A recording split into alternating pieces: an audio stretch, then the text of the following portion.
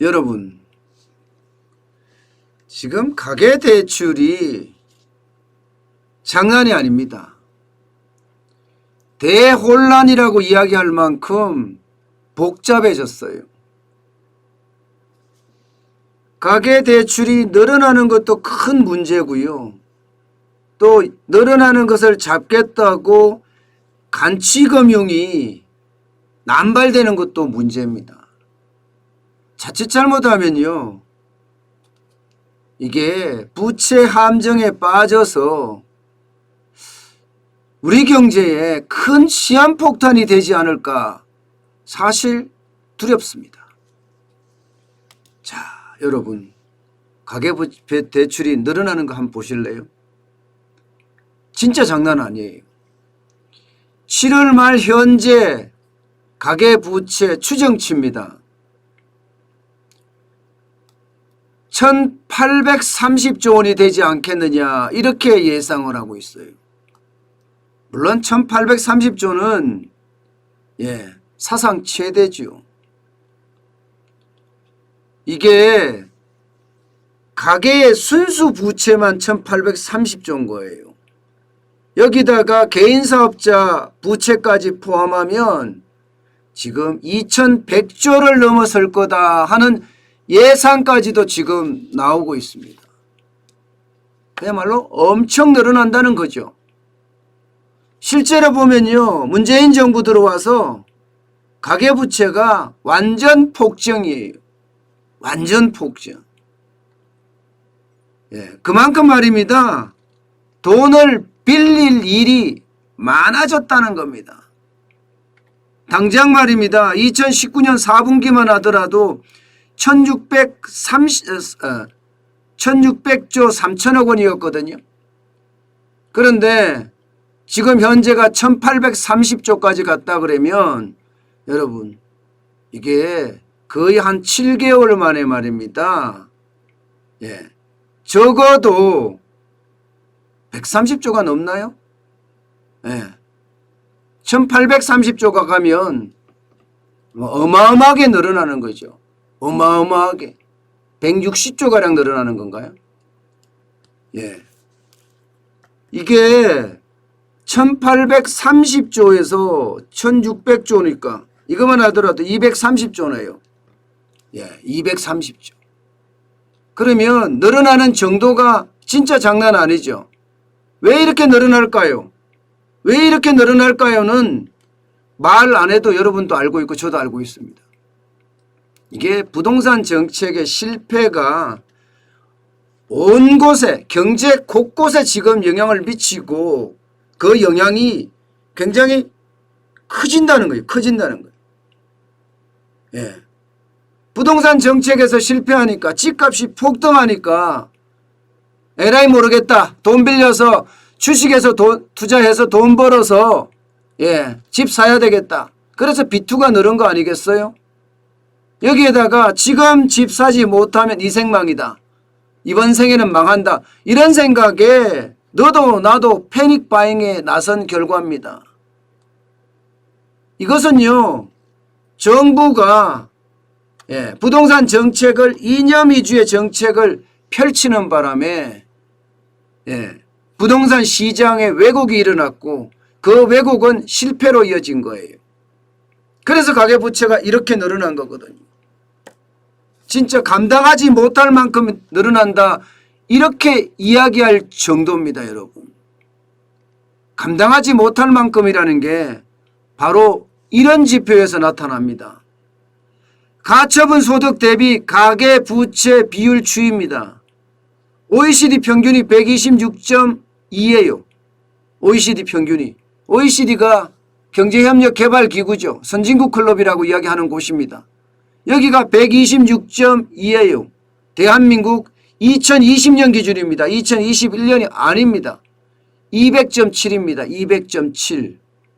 그러면 가처분 소득 대비 가계부채 비율이 이렇게 많다는 것은 가처분 소득, 내가 돈 벌어서 남는 돈으로 가계부채를 갚기는 거의 불가능하다는 생각이 들잖아요. 이게 엄청나게 지금 가계부채가 문제다 이렇게 이야기할 수 있는 하나의 지표이기도 합니다. OECD 평균이 126점인데 우리는 200이니까 이거 장난 아니죠. 이러니 걱정을 할 수밖에요. 게다가 여러분 가처분 소득 대비 가계부채 비율이 큰 것은 이것도 문제지만 GDP 대비 가계부채 비율도 지금 장난 아닙니다. 2020년 4분기 기준으로 103.8%입니다.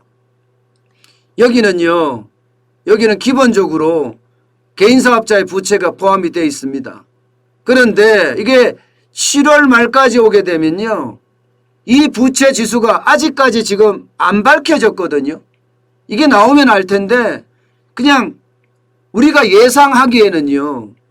가계부채가 1830조까지 가고 자영업자 부채가 840조잖아. 이 중에 가계부채를 빼낸다고 하더라도요. 한 440조 50조는 자영업자 부채거든요. 그러면 440조 50조까지 늘어난다고 가정을 했을 경우에 지금 전체 가계부채 비중이 2200조를 넘어선다. 이렇게도 지금 예상이 돼요. 추정이 돼요. 이렇게 되면 기업부채 비율보다가 지금 가계부채 비율이 더 높아질 수밖에 없는 그런 상황에 봉착할 수도 있습니다. 그러면 이거는 진짜 시한폭탄 내지는 위기가 맞죠. 위기가 맞을 수밖에 없는 상황이에요. 지표로 봐서는요. 이러는 와중에 지금 고승범인가요? 고승범 금융위원회 위원장이죠.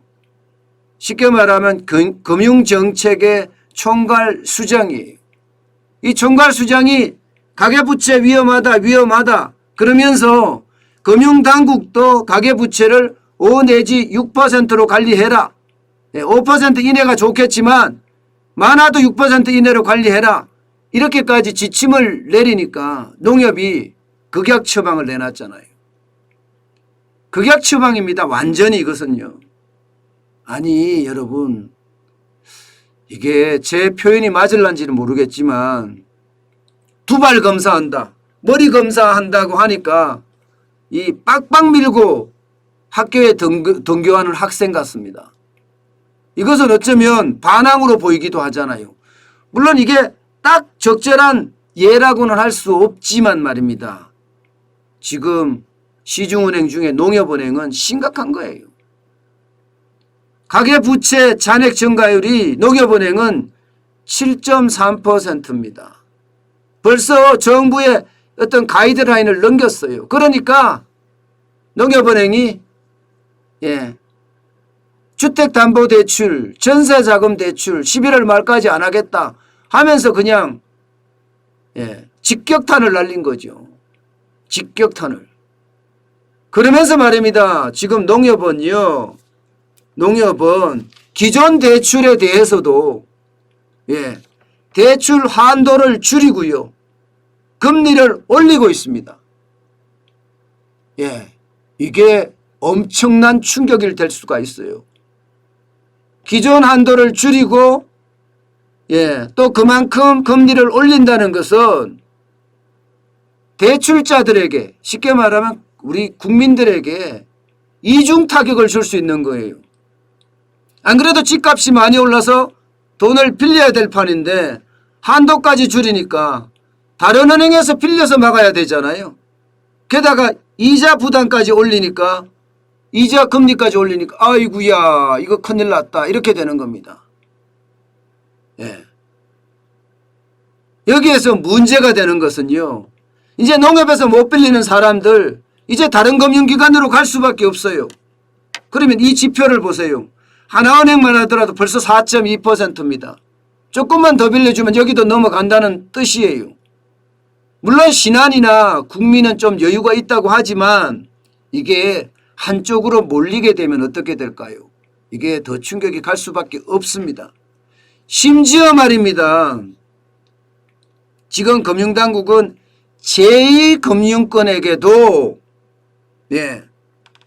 이게 가이드라인을 내려보냈습니다. 가이드라인의 최대치가 21%선이에요. 21%선.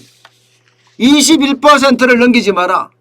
1금융권에는 5 내지 6%를 넘기지 마라. 이렇게 이야기했습니다. 게다가 거기다가 하나 더 추가를 한 게 있어요. 소득 대비해서 대출을 해주라. 쉽게 말하면 DSR, 소득 대비 총 부채 비율을 적용해라 이런 얘기예요. 그러다 보니까 농협은 이게 1금융권이지만 농협 중앙에 있죠. 단위농협 말입니다. 단위농협은 2금융권이거든요. 여기는 비조합원들에게 대출을 중단한다 선언을 했습니다. 이렇게 되면 여러분 이게 쏠림 현상이 더 커질 수밖에 없어요. 국민이나 신한이나 하나나 우리 쪽으로. 여기에다가 제1은행도 지금 금리를 올리고 주택담보대출 퍼스트 홈론이라는 걸 좀 줄인다고 이야기를 하고 있지요. 여기다가 이미 우리은행은요 9월 말까지 가계대출이나 안 한다고 해요. 그러면 더 쏠림 현상이 될 거예요. 이렇게 됐을 때 이게 여러분 다른 금융에 쏠렸을 때 또 가이드라인을 넘을 수가 있습니다. 넘을 수가 있어요. 문제는요. 제가 제일 큰 문제라고 지금 생각하는 것은 이 고성범 위원장이 이야기했던 이야기예요. 부채 함정에 빠질 위험이 커질 수 있다고 이야기했던 말입니다. 이게 금융위원이죠. 금융통화위원회 위원으로 활동할 당시에 부채 위험에 빠질 위험이 커질 수 있다. 이런 이야기를 했거든요. 그렇다면 보세요. 쏠림 현상이 가중되면 가중될수록 돈 빌리는 사람은 더더욱 어려워진다는 거예요. 그러면 당장 보세요. 집을 산 사람 내지는 집을 분양받은 사람 이런 사람들 입장에서는 돈을 빌려야 돼요. 분양받은 사람들은 중도금을 내야 되고요. 물론 뭐 기존에 있는 건 내준다고 하지만 그것까지는 줄이지 않는다고 하지만 이게 불안심리로 작동할 수 있다는 겁니다. 게다가 집을 산 사람들은 대출을 축소하고 금리까지 올리면 거기에 대한 부담까지 지금 가질 수밖에 없는 상황이 되거든요. 게다가 지금 자영업자들은 어떻습니까? 자영업자들은 현장 경기가 지금 박살났습니다. 그 때문에 자영업자들은 빚을 빌려서 빚을 막고 있는 형국이란 말입니다. 이런 형국에서 대출이 이게 줄줄이 계속 중단된다? 이것은요 어쩌면 말입니다. 굉장히 위험한 진짜 부채 함정에 빠질 수가 있습니다. 부채 함정이라는 정의는 이렇게 돼요. 가계부채가 계속 증가하면요 부담이 늘어날 거 아니에요? 그러면 금리 정상화가 불가능해진다는 게 부채 함정이에요. 이게 말이 조금 어렵기는 하지만 쉽게 말하면 부채가 너무 많아서 금리를 못 올린다. 이런 얘기가 되는 겁니다.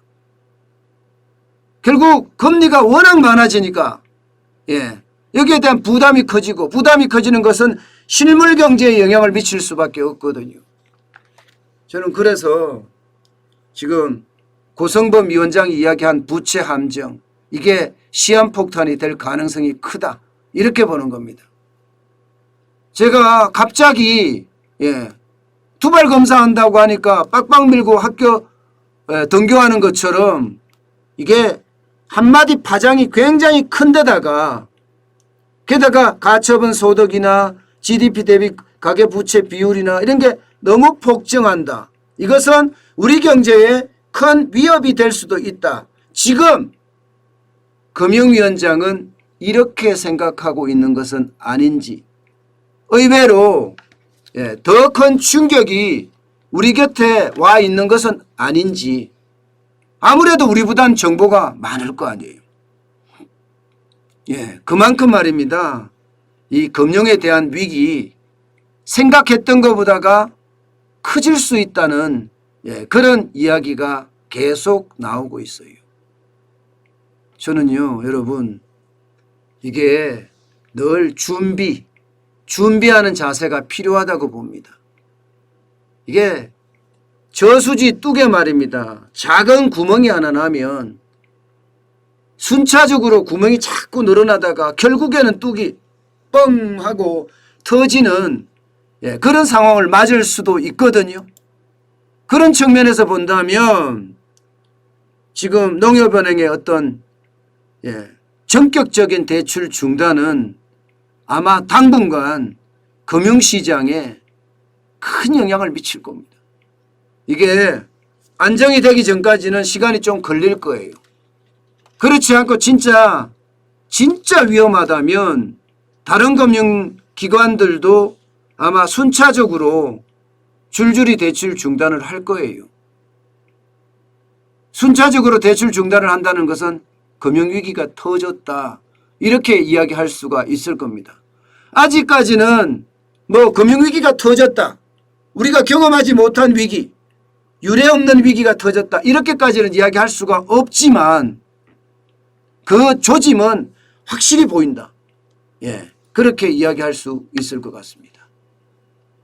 여러분, 뭐 늘 말했듯이 부채는 줄여야 된다. 그런 이야기 다시 한번 말씀을 드립니다. 게다가 고정금리로 있는 것, 변동금리로 있는 것 있잖아요. 고정금리로 바꿔야 됩니다. 그 어느 때보다가 지금 적극적인 대처가 필요할 시기가 아닐까. 사전에 위기를 알면 위기를 극복할 수 있다고 하거든요. 사전에 위기를 모를 때 그 위기는 감당하지 못하는 위기로 발전할 수 있지만 우리가 위기다 이렇게 느끼고 있을 때는요, 거기에 대한 방책도 계속 마련해 나가기 때문에 그만큼 위기를 극복할 수 있는 힘도 저는 많아진다고 생각합니다. 때문에 여러분, 위기라고 인식하고 거기에 대한 대비책 하나씩 마련하시기 바라겠습니다.